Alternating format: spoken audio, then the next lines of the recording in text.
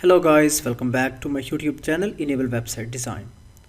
In this video we are going to discuss how you can create an HTML file in Sublime Text. So make sure that you have installed Sublime Text. Here you can see I'm using Windows 10 on the laptop. So now Sublime Text is open and ready to use. So now I want to add some code here.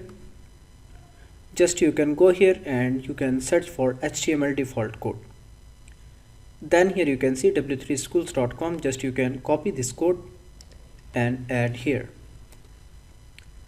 So guys, now here you can see this is HTML code.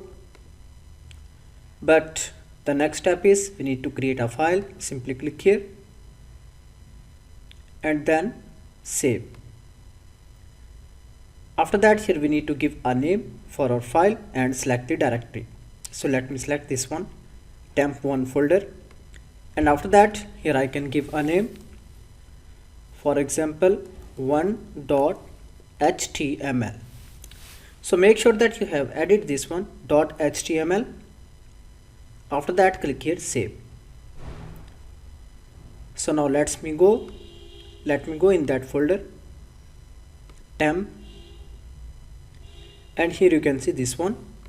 So let me right click, then open,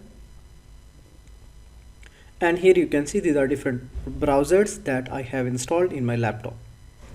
So let me select this one and always use to open, then click OK.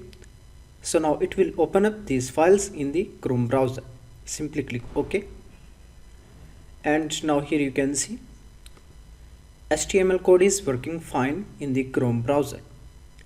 In this way you can easily execute your HTML files in Chrome browser. So for example, I can duplicate it more times. Then now simply save. You can also use the command Ctrl+S, then reload your browser.